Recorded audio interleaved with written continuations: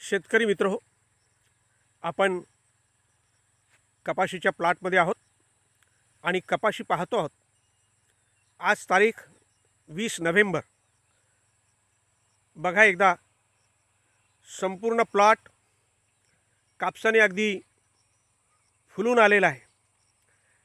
यावर्षी सगळ्यात महत्त्वाची जी ओरड होती शेतकऱ्यांची बोंडअळीच्या संदर्भात, आपण बघता आहात अगदी कापसाचे शेवटचे बोंडसुद्धा किती स्वच्छ आणि चांगली आहेत आणि मुख्य म्हणजे कापूससुद्धा अलगद काढायला एकदम सोपा आहे।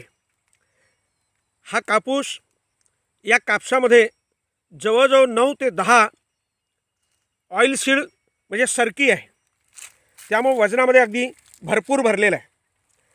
आता खरी गंमत अशी आहे की याच्यामागचे गमक काय आहे मित्र, कपाशीचं जर आपण व्यवस्थित नियोजन केलं तर निश्चितपणे कपाशी चांगली उत्पादन देणारी जात आहे। या ठिकाणी फुलं आणण्यासाठी म्हणून सुपर स्टीम, सुपर फ्लावर आणि महाशक्ती ही औषधी दिलेली आहेत। त्यानंतर कपाशीला आवश्यक अशा प्रकारचं जे पोटॅश पाहिजे ते के पोटॅश लिक्विडमधून आपण फवारणीमध्ये दिलं आणि त्याचबरोबर बोंडाचा साईज आकार मोठा व्हावा म्हणून सायझर हे औषध आपण दिलं। ही सगळी औषधं जळगाव येथील देशमुख साहेब यांनी या प्लॉटसाठी दिली, रिझल्ट पाहण्यासाठी दिली आणि आम्ही बघतो आहोत की देशमुख साहेबांनी जो शब्द दिला, स्वदेश कंपनीचं जे नीम हंटर आहे, जे माईट 80 आहे, आपण सर्वत्र वापरतो। त्याचबरोबर कपाशीसाठी एकदम उपयुक्त अशा प्रकारच्या या काही घटकांचा वापर त्यांनी करायला सांगितला, तो आपण या प्लॉटमध्ये केला। सुपर स्टीम आणि सुपर फ्लावर मारल्यानंतर त्याला ब्रँचेस आलेत, त्याला फुलं भरपूर आली। त्यानंतर सायझर वापरलं, K40 वापरलं। सायझरमुळे बोंडाचं आकारमान मोठं झालं। अगदी शेवटच्या टोकावरचे सुद्धा बोंड आपण बघतो आहोत, त्याचा आकार अगदी मोठा आकार आहे, अगदी सुरुवातीच्या बोंडाप्रमाणे। आणि सगळी झाडं बघा आपण अगदी बोंडानं लदबदून खाली वाकून गेलेली आहेत। हे बघा बोंडाचा साईज बघा, आपण बोंडाचा वरच्या बोंडाचा सुद्धा साईज बघा। हा सगळा आपण त्या प्रयोगानुरूप करत आलो आणि स्वदेशचे आमचे मित्र दिलीप देशमुख आणि मित्रवर्य वाघ यांनी जे वेळोवेळी सजेशन दिलं त्या सजेशनप्रमाणे आपण करत आलो। सायझर आणि K40चा वापर केल्यानंतर इतका सुंदर रिझल्ट मिळाला। एक तर पातळ फार कमी झाली, बोंडाचा आकार छान मोठा झाला आणि अत्यंत शुभ्र पांढरा अशा प्रकारचा कपास याच्यातून बाहेर पडायला लागला।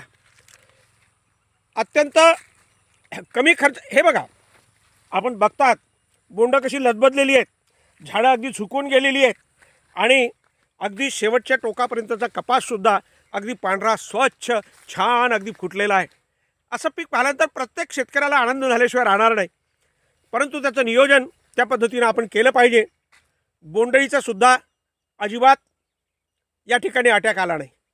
बोंडअळीच्या संदर्भात मी बोललं पाहिजे की बोंडअळीच्या संदर्भामध्ये आमचे अमरावतीचे मित्र रणगिरे, त्यांची कंपनी आहे, मी त्यांच्या मागे लागलो की शेतकरी बोंडअळीपासून कसा वाचेल याच्यासाठी काहीतरी संशोधन करा।